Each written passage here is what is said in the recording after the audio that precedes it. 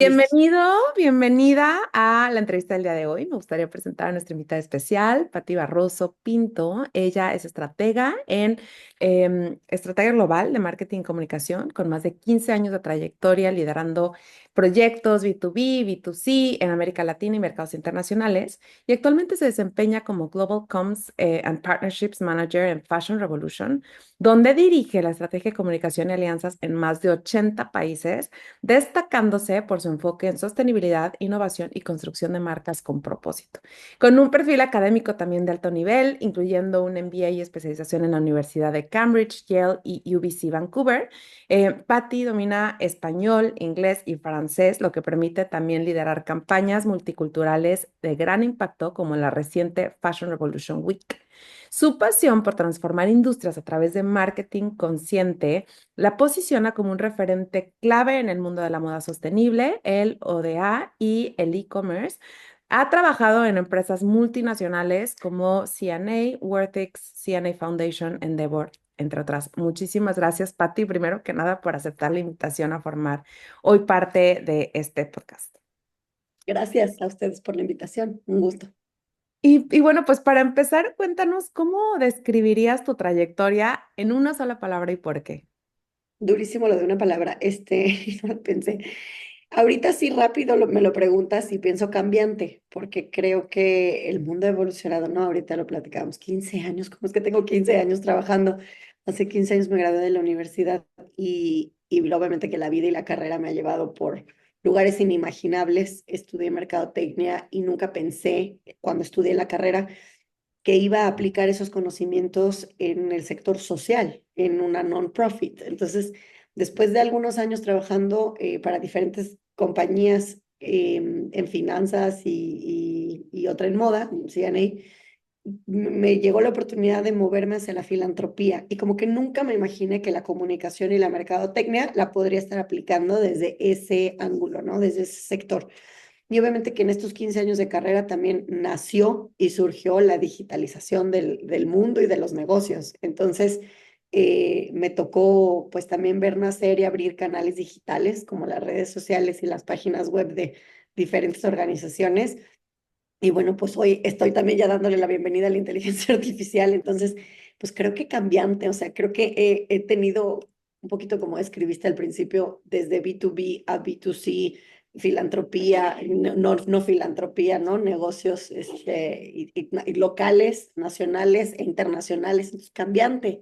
Creo que definitivamente la vida, igual que la carrera, pues no ha sido una línea recta. Han sido subidas, han sido bajadas, han sido volantazos, izquierdazos y derechazos y de repente pues te encuentras en lugares que no te imaginaste nunca estar y así creo que ha sido mi carrera. Y también creo que, o sea, por más volantazos y tal, has tomado o abanderado una parte del marketing que creo que, digo, a mí personalmente me encanta, pero es justo el marketing con propósito, ¿no? La Sí. sostenibilidad. O sea, has estado como justo en un área en la que sí, efectivamente, pues muchas marcas, ¿no? Están buscando cómo estar y al final, ¿qué te lleva a enfocarte pues, en esta área? Un accidente, fue un accidente. Y luego fue un accidente, yo estaba trabajando en el área de relaciones públicas de CNA como especialista, era mi primer puesto dentro de CNA, fue un puesto de entrada, es un puesto relativamente junior, y trabajando en esa posición precisamente hace 13 años, en el 24 de abril del 2013, ocurrió un accidente en Bangladesh, se derrumba un edificio, se llama Rana Plaza, este incidente, murieron casi 1,200 personas, desafortunadamente trabajadores y trabajadoras de la maquila. Y entonces yo desde el área de relaciones públicas recibo un media kit con toda esta información, aparte, pues algo que se sentía como muy distante, ¿no? Había pasado esto en Bangladesh, y como que nosotros qué teníamos que ver. Realmente no estábamos directamente relacionados, pero este incidente fue tan grave, y tan grande y tan catastrófico que llamó la atención de todos los ojos del mundo, activistas, medios de comunicación, marcas, gobiernos, todo mundo mirando hacia las condiciones de trabajo detrás de la industria de la moda. Y entonces para mí, que además estaba recibiendo en ese momento la información de manera pues, un poquito privilegiada porque era como que contenido confidencial, con un como reactive statement, ¿no? Para cuál es el posicionamiento de la compañía ante esta situación y venía pues como que con un mandato desde nuestro corporativo global. Yo leo eso, o sea, me acuerdo de haber abierto ese correo y me quedé horas leyendo los artículos en la prensa y tratando como de digerir y de entender qué está pasando, ¿no? Y para mí fue encontrar, o sea, siento que ahí me eché un clavado a un mar, ¿no? Que no tenía fondo. Y ese fue el inicio de un camino y creo que de un despertar, por mi parte, decir que hay todo, qué es lo que tenemos detrás de esta industria, qué se esconde detrás de todo ese glamour de la pasarela y del diseño y de no sé qué, qué hay detrás de todo esto, cuántas personas, en qué condiciones otra vez, todo el impacto también ambiental, de contaminación, de agua, de uso de energía, de, en fin, de químicos tóxicos, y demás. O sea, un mundo, me eché un clavado así de golpe, a un océano que no tenía fin, ¿no? Y a partir de ahí se desencadenan muchas cosas. Creo que este es un hito muy importante en la historia de la industria de la moda. Desde luego, pues jugó un papel importante en el rumbo que tomó mi carrera, y también es el principio de la organización o el nacimiento de la organización Fashion Revolution. Entonces, todos los caminos, un poco de verdad que es trágico que haya tenido que ser a través de una crisis como esta que se desencadenen tantas cosas, pero de pronto vienen algunas, como bendiciones disfrazadas, ¿no? Porque se desatan también movimientos globales, justo como Fashion Revolution, que hacen un fuerte llamado a las marcas por transparentar, por preocuparse, por corresponsabilizarse, a los gobiernos por legislar y por empezar a tomar acción, ¿no? Y tomar cartas en cómo se está haciendo la ropa, en qué condiciones, etcétera, etcétera. Entonces, pues realmente creo que ese fue para mí el parteaguas. A nivel compañía, CNA establece un área que se llamó al inicio sustentabilidad y fundación, que era un área conjunta bajo el liderazgo de una persona a quien todavía admiro y aprecio mucho. Su nombre es Ileana López, y ella viene como cabeza de esta área que era conjunta. Y yo desde Relaciones Públicas empecé a trabajar por gusto y por pasión y porque pues esto fue algo que es que una vez que tú miras ahí no puedes ya voltear a otro lado. O sea, no, ajá, ya no puedes, hacerte ciega a toda la información que ahora tienes, ¿no? A toda esa conciencia que ahora tienes. Entonces, pues yo me fui como hilo de media con ella, trabajando mucho por impulsar esos mensajes, por colocar boletines de prensa, por concientizar y por abrir a más audiencias. Y yo creo que fue tanta la pasión que ella vio en mí, y el interés genuino en estos temas, que un día comiendo me dijo, creo que tengo una vacante que podría interesarte.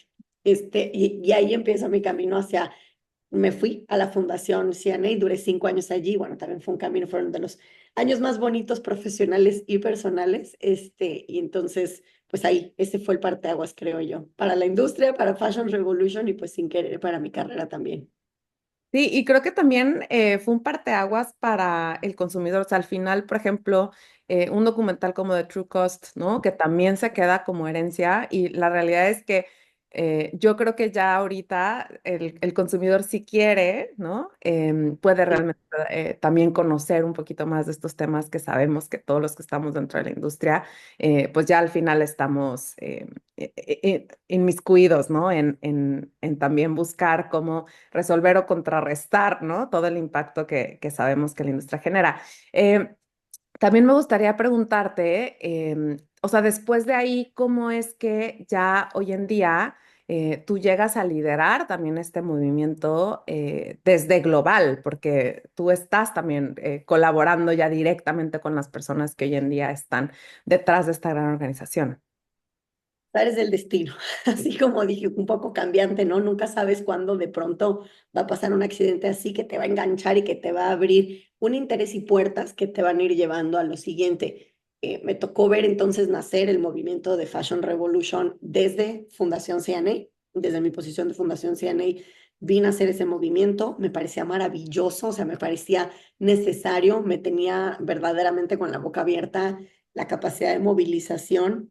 Y hoy, y aparte acabamos de cerrar Fashion Revolution Week y me vuelvo a quedar con la misma boca abierta de la capacidad, no solo de movilización, sino de lo de lo genuino que viene el movimiento desde abajo, ¿me explico? O sea, cómo verdaderamente es un movimiento activista hecho por, para y de activistas que están ahí abajo, en la línea de fuego, a nivel terreno, a nivel cancha, realmente demandando un cambio dentro de la industria de la moda. Entonces, em, ¿cómo llegó ahí? Pues lo admiro, ¿no? Mientras que estoy en Fundación CNA. Años más tarde, en 2019, bueno, Fashion Revolution fue uno de los aliados o grantees, digamos, o quien llegó a recibir financiamiento por parte de CNA Foundation o de la Fundación CNA. Y la Fundación CNA más tarde, en 2020, a principios de 2020, evoluciona y cambia de nombre para convertirse ahora en Laudes Foundation. Entonces la estrategia cambia, integra nuevas industrias con una nueva perspectiva, tejiendo muy fuerte el tema de cambio climático, y la brecha de desigualdad y todo esto de la transición justa en medio de la crisis climática. Entonces, su estrategia y su enfoque cambia muchísimo en 2020, integra nuevas industrias como servicios financieros, construcción y más, incluso alimentos. Eh, y bueno, en esa evolución, México es un capítulo que deja de operar, ¿no? Entonces ya no hay operación de CNA Foundation o de Laudes Foundation en el país, México. Entonces yo regreso a CNA. CNA me da la oportunidad de regresar con ellos a trabajar nuevamente desde marketing. Y por eso les digo, pues sorpresas, ¿no? O sea, no era algo que yo estuviera buscando realmente, se dio mucho como que la oportunidad. Y en ese momento estaba la compañía CNA a la venta, que es una venta que hoy ya sabemos que se concretó, ya es información pública, pero en ese momento, en 2020, salimos a anunciar la intención de compraventa al Grupo AXO.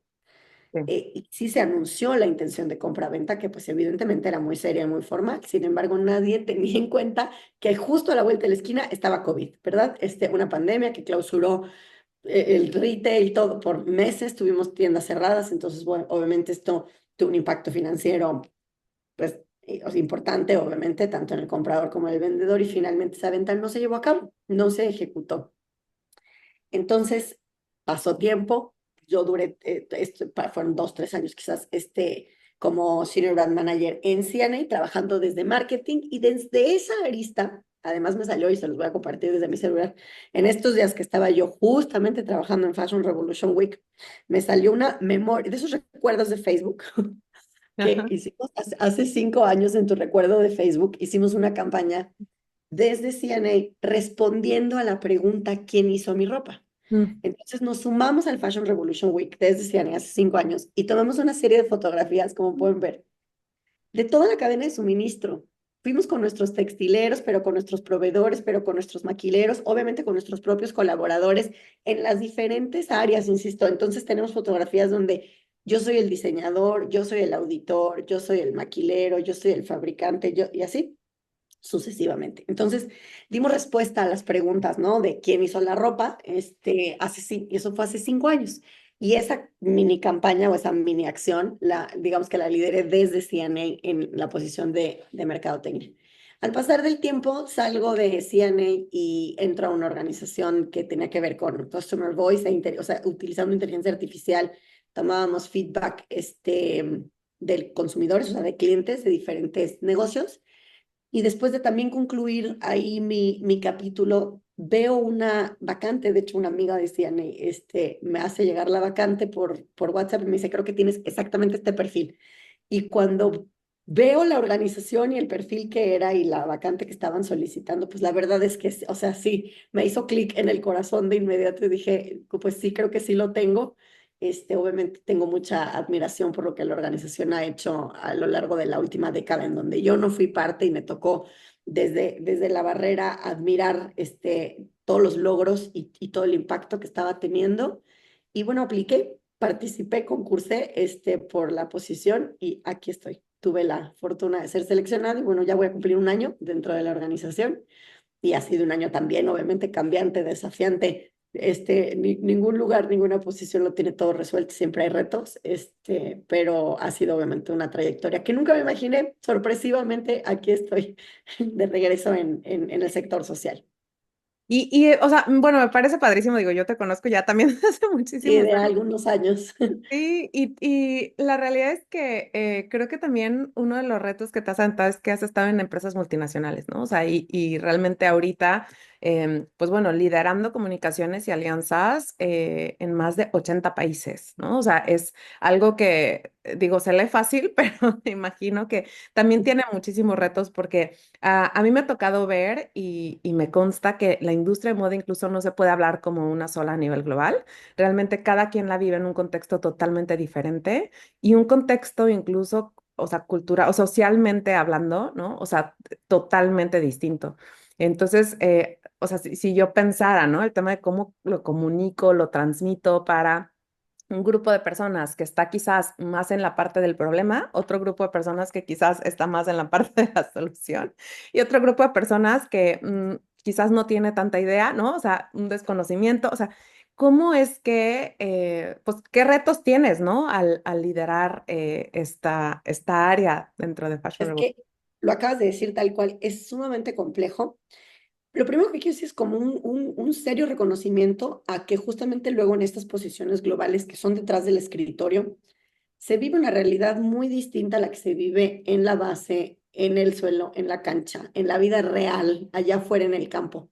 Y que sí creo que todo como el heavy lifting y que de verdad el verdadero crédito del verdadero impacto se lo tiene que llevar la gente que está allá afuera haciendo el trabajo en el campo, porque es por ellos que uno tiene algo que hacer en la computadora, me explico. O sea, si ellos no estuvieran organizando eventos, haciendo llamados afuera en las calles, manifestándose, haciendo y movilizando, ¿yo a qué me dedico? Entonces, sí definitivamente es que son posiciones luego como de mucho privilegio y que se construyen verdaderamente porque hay alguien allá afuera en el campo haciendo esa labor titánica que es el verdadero impacto de las organizaciones. Entonces, primero eso y segundo, pues lo acabas de escribir. De hecho, le da el clavo al tema que hicimos este año como Fashion Revolution Week. Todos los años les ponemos como un tema umbrella, ¿no? Como que un hilo conductor.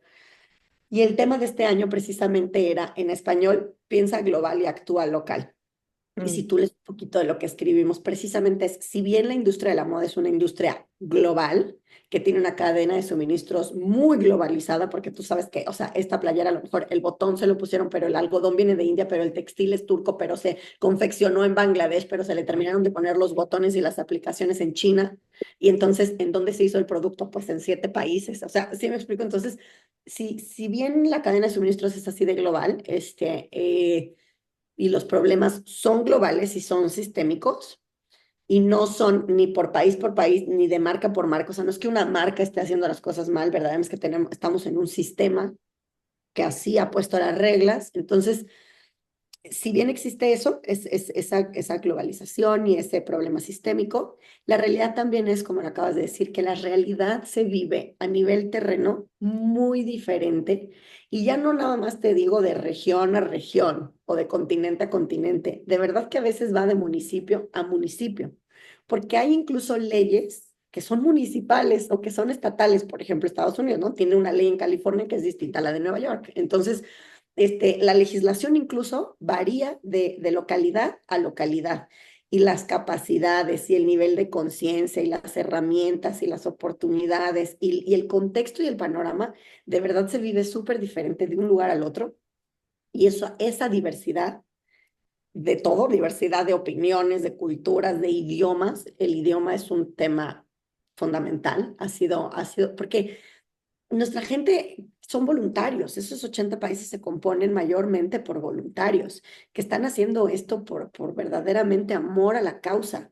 Entonces no se les puede exigir que se convierta esto en un full-time job para ellos, ¿me explico? Entonces, cuando nosotros lanzamos, pues somos también aquí a nivel global en este equipo, somos un equipo muy chiquito de personas. Entonces, es muy difícil para nosotros tener la capacidad ni de tiempo, obviamente que ni de idioma, de ponernos a traducir en 20 idiomas del mundo, ¿no? Entonces, hacemos las cosas en inglés y ya tan solo eso, el idioma es una barrera per se para muchos voluntarios local de diferentes países que a lo mejor no dominan el inglés. Entonces, sí es desafiante el querer entender. estos problemas sistémicos y globales, cómo los vamos a ir anclando y aterrizando a cada localidad.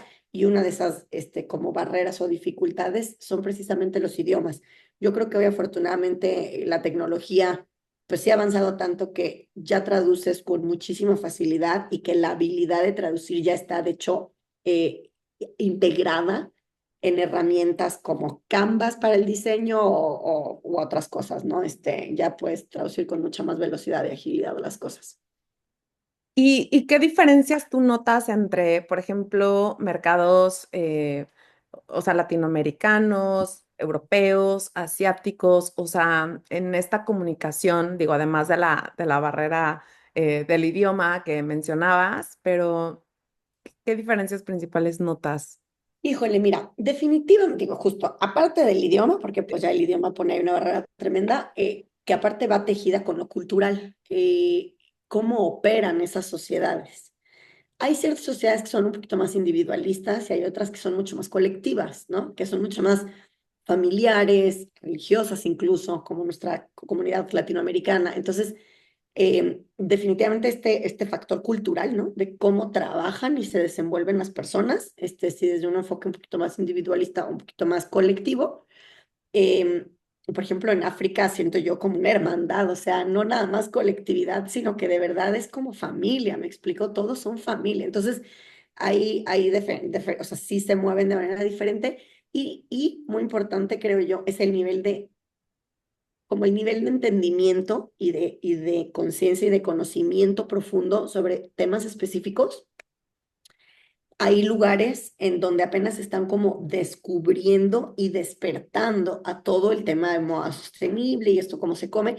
Y hay lugares en donde ya el nivel de conocimiento o entendimiento es como muy profundo y entonces ya el nivel de reclamo hacia las marcas y hacia los gobiernos es muy puntual, es muy preciso, es muy certero. Entonces también siento que otra vez de manera cultural el approach puede ser distinto en las diferentes regiones en donde hay ciertas regiones que son más constructivas y más propositivas y hay otras que son más críticas, como que enfatizan con más, pues con una crítica más seria hacia y demandante hacia las estructuras de gobierno y corporativas. Entonces, sí creo que hay ciertas diferencias, esas variaciones las podemos ver regionalmente y luego obviamente es imposible que también generemos estas como generalizaciones y digamos que todo Latinoamérica es así o que todo Europa es asado, porque verdaderamente sí depende caso por caso, ¿no? Tú, Laura, ¿qué estudiaste? Porque yo soy latinoamericana y eso no significa que yo apenas esté descubriendo el tema o apenas esté queriendo aprender. Sí, o sea, hay expertos también en Latinoamérica en esta materia y también en África y también entonces también va a depender muchísimo, obviamente, de la trayectoria o de la posición de individuo por individuo. Entonces tampoco podemos como que generalizar así por completo, pero más o menos, ¿no? Los temas de interés también pues varían. Por ejemplo, hay muchísimo interés o apetito, siento, en la región de Latinoamérica por innovación y emprendimiento y como pymes y empresas pymes y diseñadores emergentes, o sea, se siente esa efervescencia. Mientras que, por ejemplo, en África siento que hay como mucho más interés y apetito por eh, la herencia cultural y el trabajo artesanal y la conservación de ese conocimiento y esa riqueza histórica, que no se siente tanto, obviamente, siento que en Europa y en Estados Unidos se habla mucho más de incidencia política, sobre todo en Europa, muchísimo de incidencia política, y entonces tienen como que una visión un poquito justo más holística, más sistémica, más apuntando, insisto, hacia las causas del sistema, las causas raíz del sistema y siendo muy enfáticos y más críticos hacia las marcas y hacia las instituciones y hacia los gobiernos, ¿no? Que tienen que legislar. Cosa que no siento que seamos tan críticos en Latinoamérica o en África. No somos tan demandantes con nuestros gobiernos, tenemos otro tipo de gobiernos, ¿no? Incluso te quiero decir que hay regiones como el Medio Oriente en donde la palabra revolución no la podemos dar de alta. No pueden registrar una organización que se llame revolución en ciertos países de Medio Oriente. Entonces, pues obviamente que lo mismo, ¿no? Esto mismo que te acabo de decir de que piensa global pero actúa local, se vuelve a presentar aquí. O sea, hay países en donde el activismo es algo que puede poner la vida en riesgo de la persona, ¿no? O sea, puede ser una actividad que ponga tu vida misma en peligro. Entonces, hoy mismo vemos en México también, pues, que la semana pasada presentó el Centro Mexicano de Derecho Ambiental un informe en Ciudad de México sobre la situación, informe sobre la situación de las personas defensoras del medio ambiente.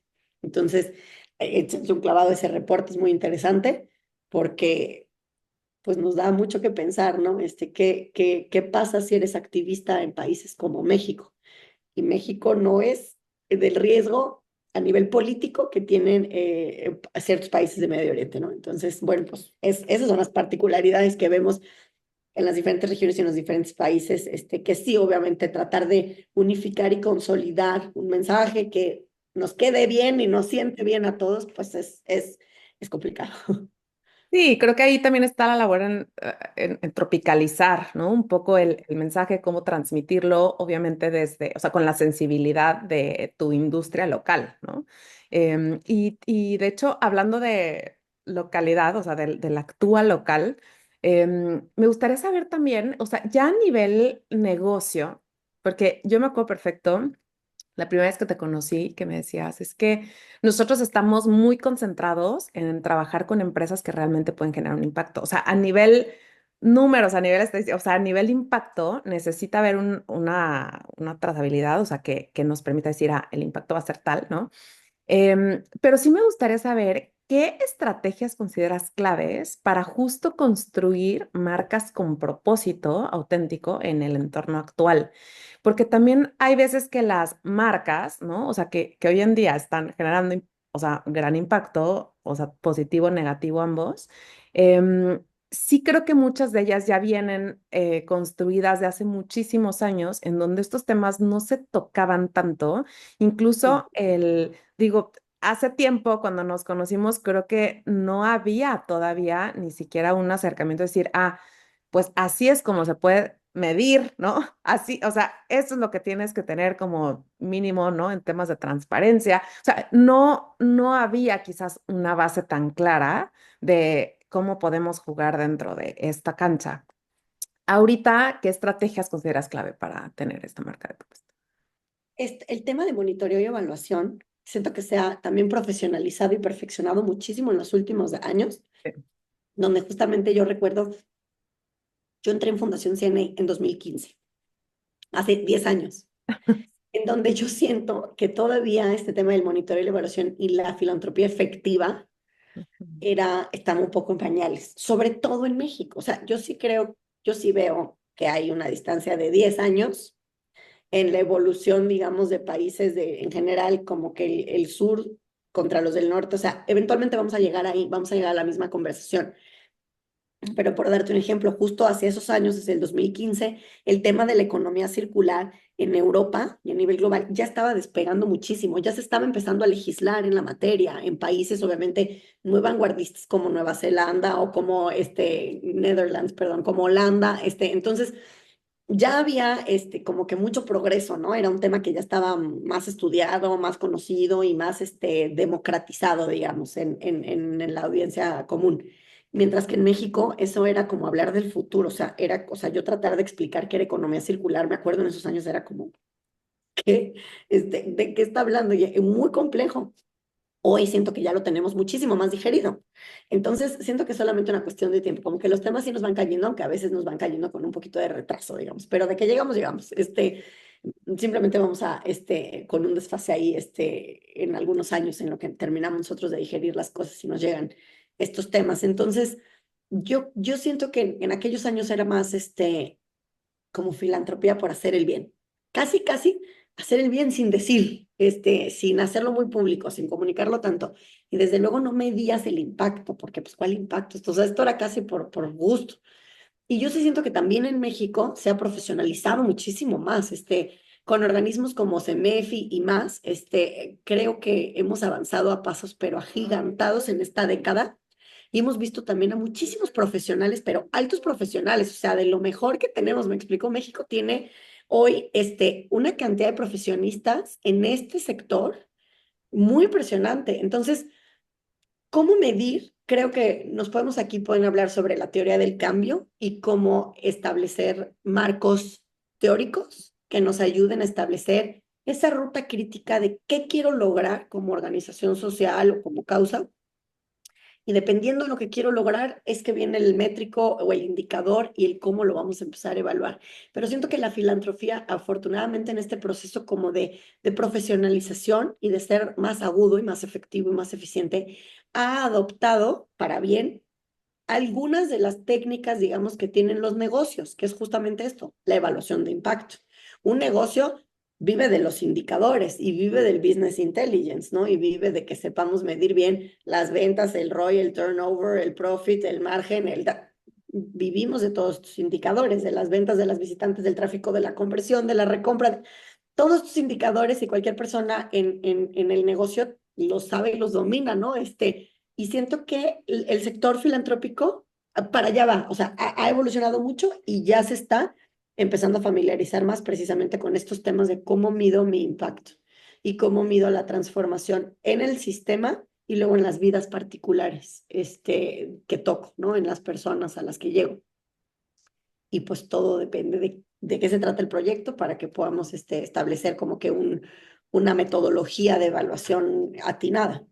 Claro, no, y creo que lo mencionas bastante, bastante claro. Al final es qué tanto, o sea, cómo está, dónde están los resultados, ¿no? O sea, que también las empresas esperan, pero además también, ¿no? Las fundaciones y demás que van a seguir impulsando esto necesitan tener las mismas conversaciones con los negocios a los que están como impactando, apoyando, impulsando.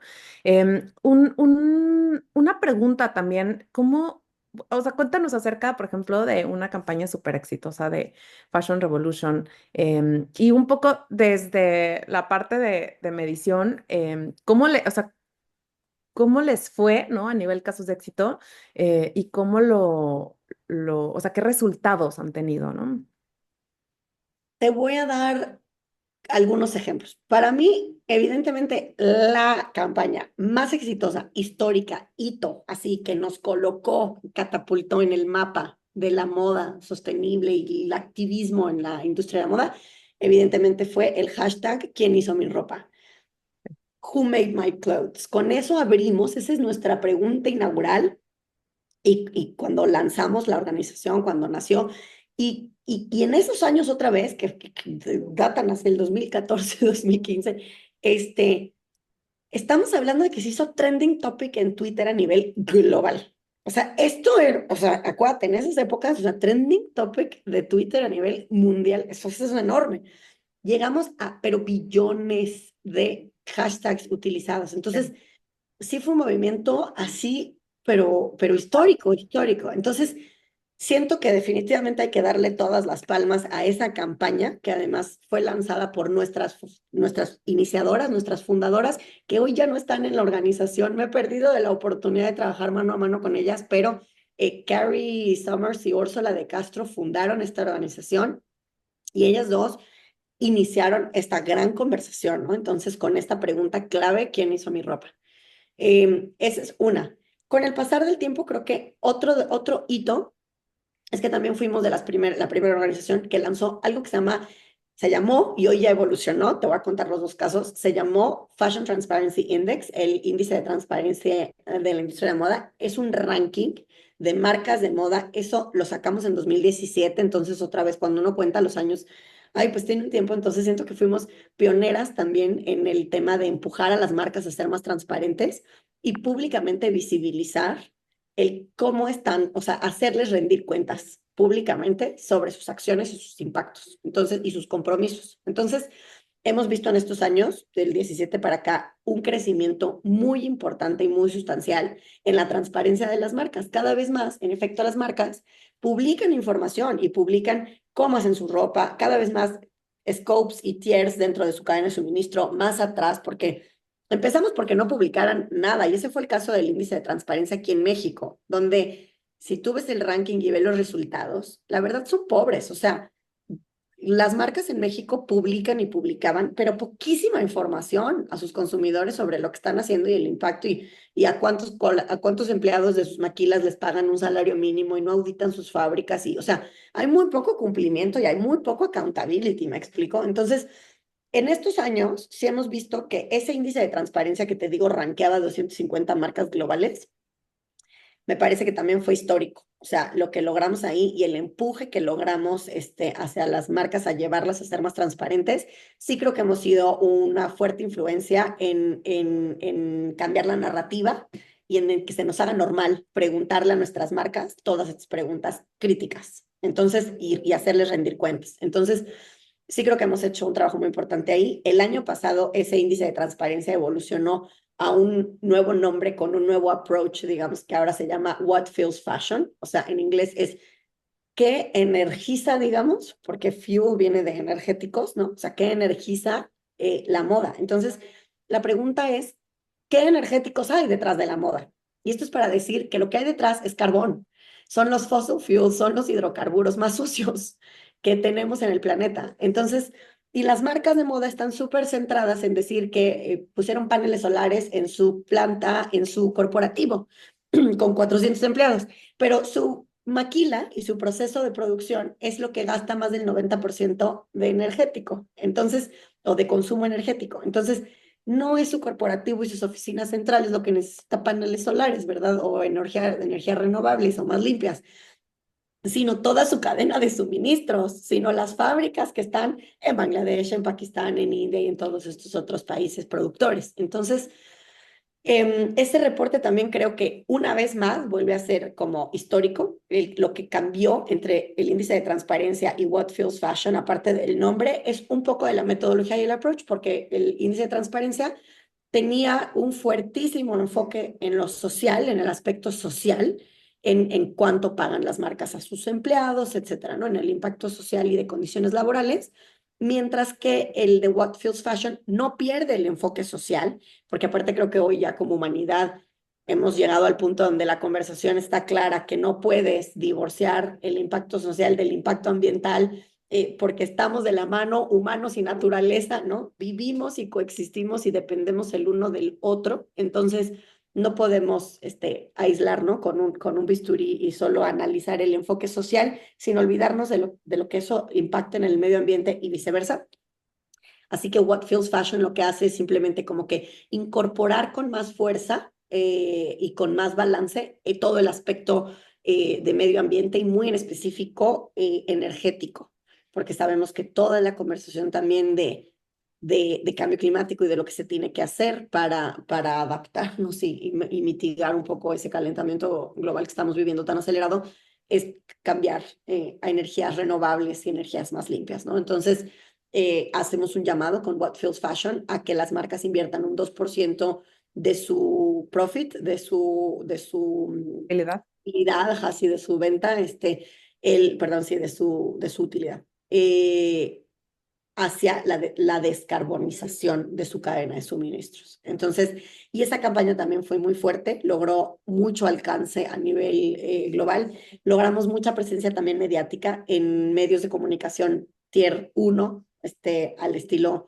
The Guardian, por ejemplo, ¿no? BBC en UK y varias más, ¿no? Financial Times, estuvimos en tier uno, medios internacionales que pusieron mucho énfasis en este reporte y les mandamos, gracias a la movilización de consumidores de a pie, gente que, insisto, esos son como los verdaderos héroes que están allá afuera haciendo el verdadero trabajo de campo. Eh, Creo que fueron como 13,000 correos a marcas de moda pidiéndoles que hagan esta inversión del 2% de sus utilidades en la descarbonización. Y bueno, ese es solo el comienzo, porque obviamente esa campaña y ese reporte lo vamos a renovar este año y vamos a seguir creciendo la presión que queremos ejercer en las marcas de moda para este, hacerles enfocar o llamar su atención en este proceso que es tan importante para el tema de reducir el calentamiento global. Y hablando un poco como de la materia de marcas sostenibles, ¿no? ¿Cuáles son aquellos errores comunes que cometen algunas marcas al llamarse sostenibles? Ay, yo creo que el primero y el más importante y el más conocido es el greenwashing.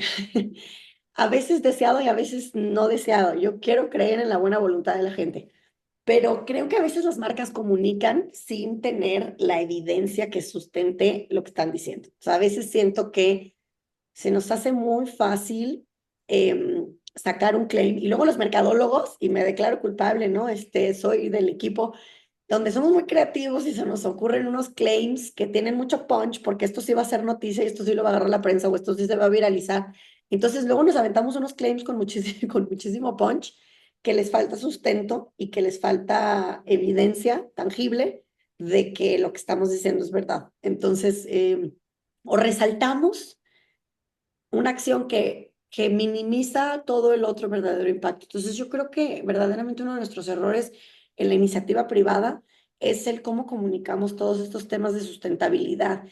Y se nos ha culpado y creo que algo hay de eso, justamente de subirnos a la ola de la sustentabilidad con el fin último de sacarle provecho, o sea, con el fin último de hacerlo profitable, ¿no? Y pues entonces creo que se pierde mucho el sentido. Es por compromiso y porque verdaderamente queremos enmendar y somos conscientes como industria y como iniciativa privada del impacto que tenemos en la sociedad, en las personas y en el medio ambiente, o es porque queremos más ventas, o es porque no me quiero quedar fuera de la tendencia y porque quiero subirme al tren de la moda. Entonces, creo que el error más grande definitivamente sí lo veo como en la manera en la que comunicamos y abordamos desde la iniciativa privada todos estos temas de la sustentabilidad y la responsabilidad social. Ok. ¿Y cómo ves el tema de comercio electrónico en la evolución también de la moda sostenible? Yo creo que moda sostenible, comercio electrónico son dos temas que en la última década han crecido muchísimo, pero los últimos 5 años, justamente a partir de como que de la pandemia, fue un brinco así cuántico, ¿no? Brincamos a otra era en la digitalización de las cosas y también debido a la manera en la que el cambio climático nos golpea de frente en la cara y que se vuelve innegable para nosotros, eh, se han catapultado, ¿no? Pues, se ha propulsado ese crecimiento de ambos temas y por lo tanto pues están como que muy interrelacionados. Conviven. Conviven, o sea, uno depende, no dependen, pero vamos, conviven. Existe moda sustentable también en e-commerce. De hecho, hay muchísimas marcas emergentes y de diseñadores nuevos que están tratando de hacer las cosas bien y que son diseñadores sostenibles que están vendiendo por e-commerce. Sí. ¿Qué puedo ver sobre esto? Es que el e-commerce es un arma como un poco de doble filo por el impacto ambiental. Parecía que el hecho de que el consumidor ya no tuviera que ir hasta la tienda podría reducir el impacto, pero ambiental me refiero de huella de carbono, pero la realidad es que nos ha salido más caro en términos medioambientales o en términos de huella de carbono por dos razones. La primera es porque de todas maneras el producto recorre toda esa distancia hacia el consumidor y luego vienen unas idas y venidas descomunales de reenvío gratis y regreso y devolución sin costo y cámbialo porque no te quedó la talla y entonces vamos y venimos con el mismo producto porque cuando llegó, ay, no es lo que quería y lo devuelves y es facilísimo devolverlo.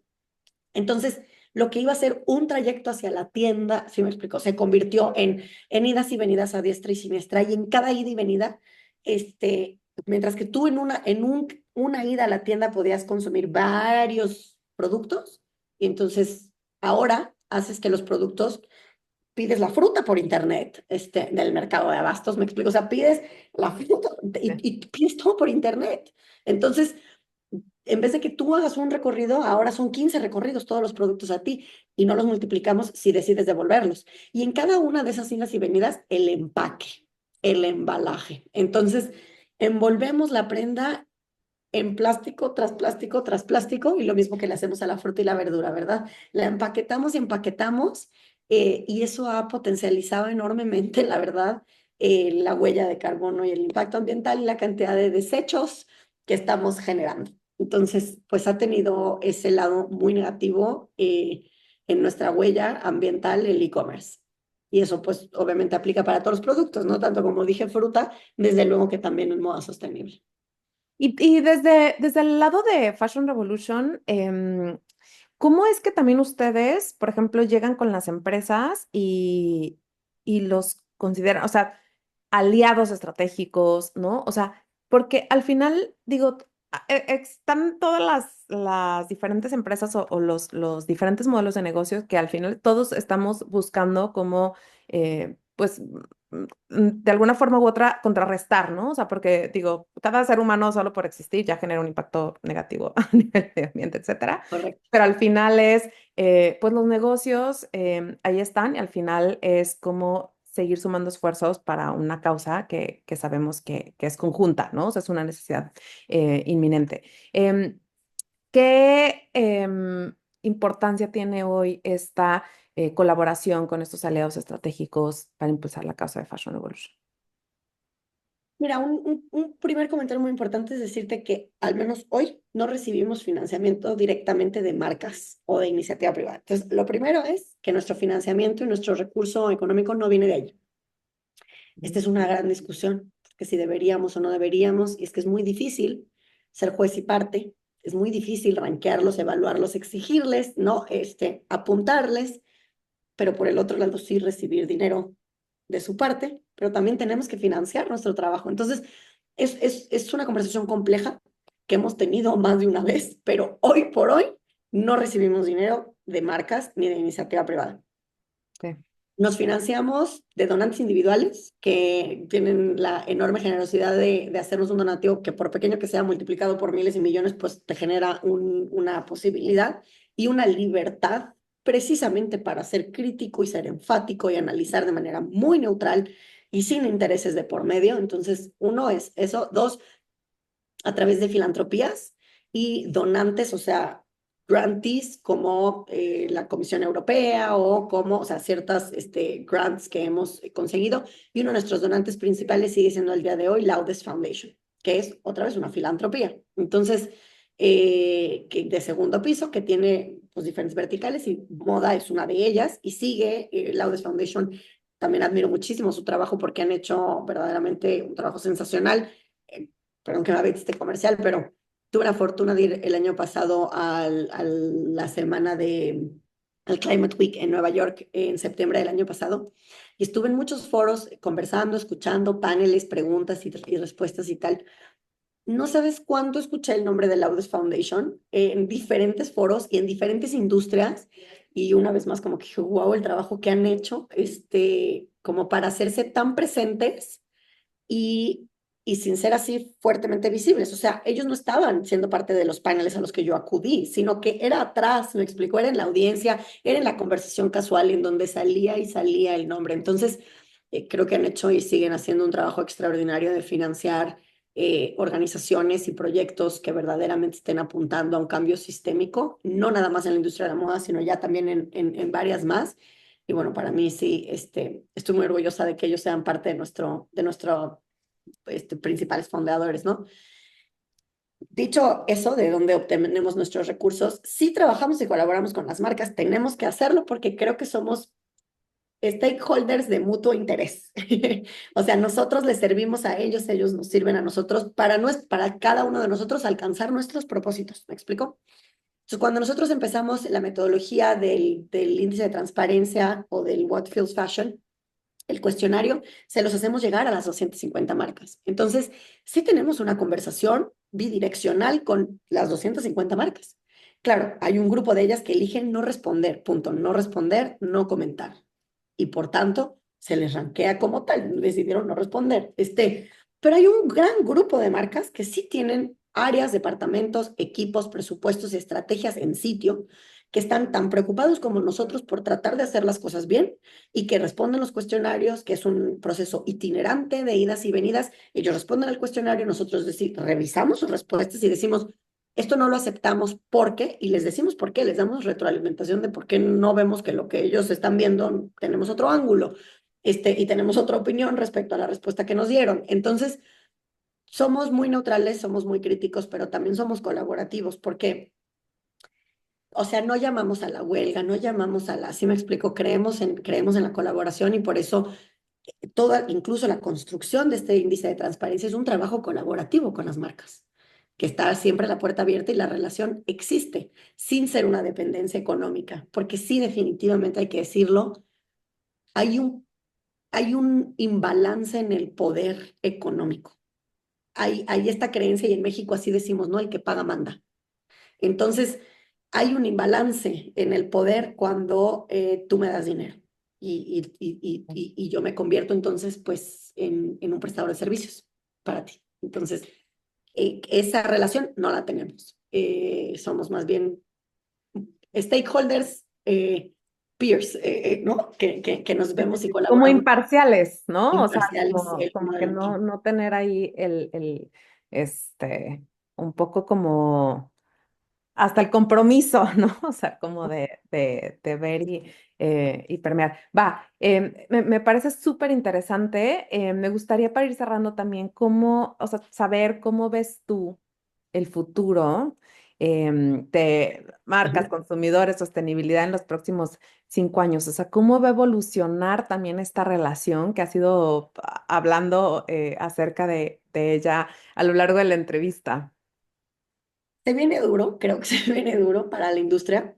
Creo, o sea, creo que estamos, y no duro porque nos vaya a ir mal, sino porque estamos en un proceso de evolución en la industria de la moda muy importante. Yo sí creo que aquí estamos viendo este año como un parteaguas todo lo que está ocurriendo a nivel geopolítico, que si las tarifas o no tarifas de Estados Unidos con países productores y con productos justamente de moda, va a cambiar las reglas del juego. Ujú. Porque tenemos economía circular, pero tenemos cambio climático, pero tenemos la entrada de la tecnología de inteligencia artificial, que por un lado puede ser algo que despunte muchísimo y agilice el trabajo y facilite el trabajo, pero por el otro existe evidentemente el riesgo que suplante tantos millones de empleos. Entonces, tenemos este tema de las negociaciones geopolíticas que están ocurriendo sobre la marcha, ¿no? Del día a día. Todos los días despertamos con una noticia nueva. Sí. Pusimos aranceles, quitamos aranceles, siempre sí los aranceles, mejor le bajamos y así. Entonces, esto que está ocurriendo, definitivamente sí creo que va a ir dictando la pausa y no puede ser más que prueba contundente de que estamos atravesando un portal de cambio en la industria de la moda, que no tiene marcha atrás. Creo que la conciencia y el nivel de información y justamente la narrativa y el escrutinio bajo el que ya las marcas hoy se encuentran, ya está muy democratizado, insisto, el tema. Sigue la incorporación de la inteligencia artificial, sigue la verdadera prueba de fuego sobre si vamos a poder, como consumidores y como industria, adoptar la circularidad. Lo que sí creo que es que el mundo, nuestro planeta, ya no puede más con la cantidad de basura y de desechos y de ropa que estamos generando. Sí creo que tenemos que replantear, pero a nivel urgente, cómo hacemos, producimos, usamos y desechamos la ropa. Sí creo que es urgente. Y creo que incluso el tema de las tarifas puede ser un catalizador de ese cambio para obligarnos a través de la economía, o sea, a través del precio, del sobreprecio que se le acaba de poner a todos estos artículos, de utilizar nuestra ropa por más tiempo, de enmendarla antes de tirarla, de intercambiarla, de pensar en modelos de economía circular y de segunda mano.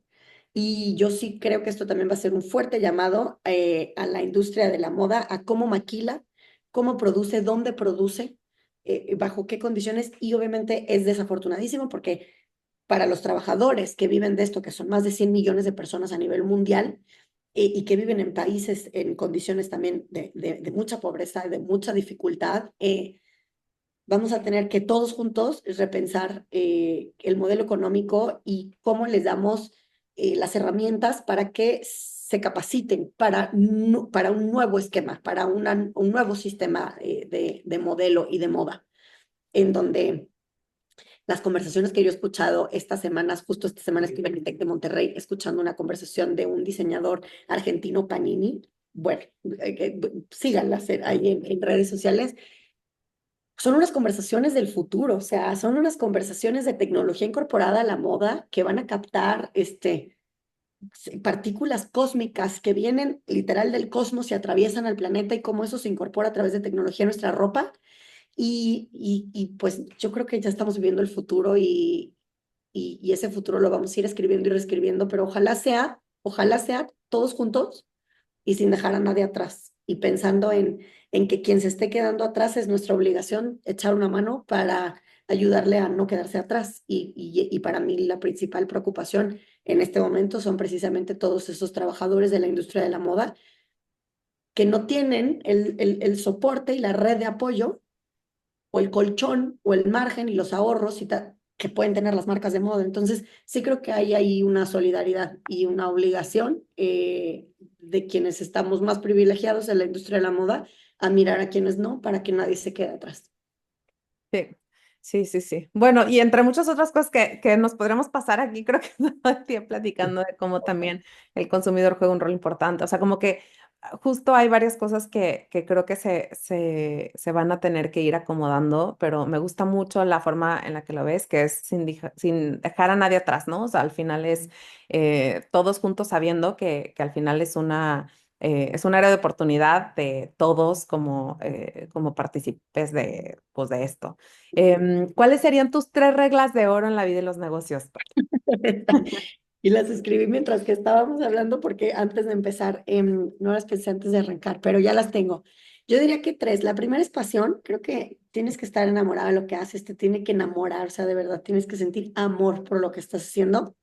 La segunda es servir. Creo que de verdad que si no venimos a servir y si desde la posición en la que estemos, sea la que sea, no tratas de utilizar esa posición para dar, para servir, para ver en dónde sumas, cómo sumas y qué puedes aportar.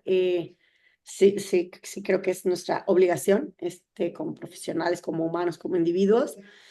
Y la tercera es creo que la eterna capacidad de cuestionar y curiosear, el saber que justo no lo sabemos todo, no sabemos nada en realidad, todo está por verse, todo está por descubrir, cabrá la posibilidad de que yo esté mal, cabrá la posibilidad de que yo no sepa, las cosas, y entonces creo que el preguntarnos y estar en este eterno cuestionamiento, y eterna curiosidad por mantenernos aprendiendo, va a ser importante y sobre todo en este futuro que quién sabe qué va a pasar, ¿no? Con las reglas del juego cambiando tan vertiginosamente todas las mañanas en los periódicos, sí, en las Sí, sí. noticias.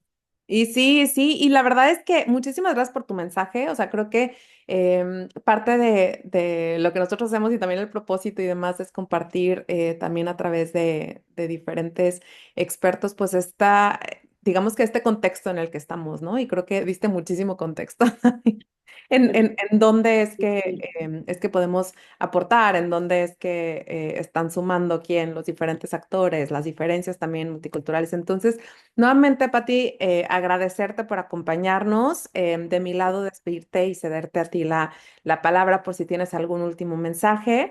Y bueno, también gracias a ti que estás aquí acompañándonos el día de hoy, escuchándonos. No, a ustedes, gracias por el foro, gracias por la posibilidad de expandir el mensaje también de Fashion Revolution. Que nos sigan, que cada vez más se va a ir haciendo importante esta colaboración de individuos, y ya está, que nos ayuden a expandir esa palabra para que, como dije, nadie se quede atrás en esta evolución y revolución que estamos viviendo en la industria de la moda. Padrísimo, pues hasta siempre. Gracias.